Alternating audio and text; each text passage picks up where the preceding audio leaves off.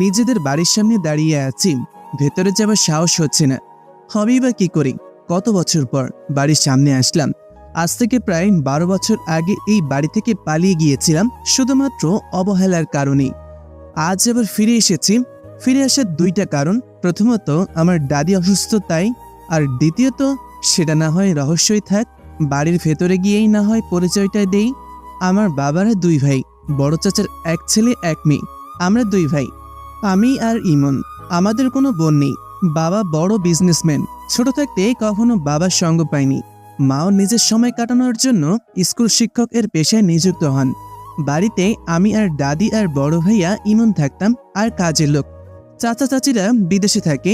বড় ভাইয়া ছোটবেলা থেকেই আমাকে ভালোবাসতো না, সবসময় আমার সাথে ঝগড়া করত, আর আমার নামে উল্টাপাল্টা বলেই বাবার কাছে নালিশ করত, আর বাবা আমাকে মারত। এইভাবেই অবহেলা পেতাম আমি। মাও বড় ভাইয়াকে বেশি ভালোবাসতো, আমাকে শুধু দাদিই ভালোবাসতো। আমি যখন ক্লাস 8-এ পড়ি, সেই বছর বাড়ি থেকে পালিয়ে যাই। বাড়ি থেকে পালানোর কারণ ছিল ভাইয়া টাকা চুরি করে আমার কথা বলেছে যে আমি চুরি করেছি। বাবা আমাকে অনেক মারে, মাও কিচ্ছু বলেনি। সেই দিন রাগ করে আমি বাড়ি থেকে চলে আসি, আর আজ এত বছর পর বাসায় ফিরলাম। আর আজ আমি প্রতিষ্ঠিত। আমাকে ওপর মহল থেকে এখানে একটা মিশনের জন্য পাঠানো হয়েছে। আর এখানে এসে জানতে পারি দাদি খুব অসুস্থ, তাই এখানেই আসি, না হলে অন্য কোনো ফ্ল্যাটে উঠতাম। বাড়ির গেট দিয়ে ঢুকলাম, বাড়ির সামনে কয়েকটা গাড়ি দেখতে পেলাম, হয়তোবা কেউ এসেছে। বাড়ির সব রুম আমার চেনা ছিল, এবং দাদির রুমও। তাই আমি দাদির রুমের দিকে যেতে লাগলাম। দাদির রুম থেকে অনেক শব্দের আওয়াজ পাচ্ছি। আমি দাদির রুমের সামনে আসলাম, তখনই আমার সামনে একটা মেয়ে এসে দাঁড়ালো। দেখতে খুব সুন্দর। মেয়েটা আমাকে বলল, আপনি কে? আপনাকে আগে তো এই বাড়িতে দেখিনি। আমার মুখে মাস্ক, তাই মেয়েটা আমার মুখ ভালো করে দেখতে পাচ্ছে না। মেয়েটাকে ভালো করে দেখলাম, কিন্তু চিনতে পারলাম না। এই বয়সী মেয়ে তো আমাদের বাড়িতে একটাই থাকতে পারে, সে আমার চাচাতো বোন মুন্নি।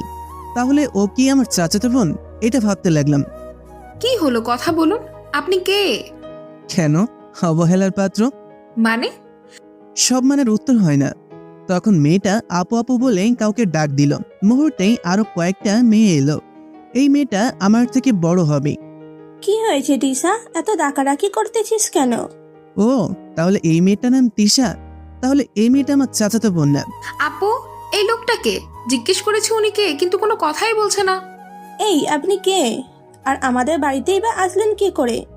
হেঁটে হেঁটে এসেছি। দেখছো কি ফালতু ছেলে, ওকে এক্ষুনি বের করে দাও বাড়ি থেকে। আপনারা কারা? আমাদের বাড়িতে দাঁড়িয়ে আমাদেরই বলছি আমরা কে? বুঝলাম না, আপনাদের বাড়ি মানে? মানে হচ্ছে আমি এই বাড়ির বড় ছেলে ইমনের বউ, আর ও আমার বোন। ও, তাহলে এ আমার বড় ভাইয়ের বউ, আর এ আমার বড় ভাইয়ের শালিকা। শুনুন, দাদুর রুমে যাব। এই, এখন কিন্তু ঘাড় ধাক্কা দিয়ে বের করে দিব। আগে বলুন আপনি কে? আমি তো মানুষ। তিশা জোরে জোরে কথা বলছিল, তাই দাদুর রুম থেকে একটা মহিলা এসে বলল, মা এমনিতেই অসুস্থ, আর ডাকাডাকি করে কথা বলছো কেন তোমরা? দেখুন কাকিমা, এই লোকটা কখন থেকে আজে বাজে কথা বলছে। আমাকে দেখিয়ে বলল। মহিলাটা আমার দিকে ঘুরতেই আমি তাকে চিনে ফেললাম। এ হলো আমার কাকি। ছোটবেলায় আমি যখন এখানে থাকতাম তখন কাকিমারা বিদেশে থাকতো, এখন মনে হয় এসে পড়েছে। কে তুমি? আমি রিমন। রিমন বলার সাথে কাকি একটু পিছে সরে গেল, হয়তো বুঝে গেছে আমি তার দেবরের ছেলে। কাকি সরে যেতেই আমি দাদুর রুমের দিকে যাওয়া ধরলাম। অবাক হয়ে তিশার আপু জিজ্ঞেস করলো, কেন দিয়েছে এখনই বুঝতে পারবে। রুমে গিয়ে দেখলাম বাবা, মা, ভাইয়া আর কাকা আর কিছু লোক। আমি প্রায় সবাইকে চিনলাম, কিছু লোককে ছাড়া। আমার মুখে আগেই বলেছি মাস্ক আছে, তাই আমি গিয়ে দাদির পাশে বসলাম। এই কে তুমি? মায়ের পাশে বসেছ কেন? কে তুমি বাবা? তখনই কাকি এসে বলল, ও রিমন। রিমন বলার সাথে সাথেই পুরো বাড়ি যেন নিস্তব্ধ হয়ে গেল।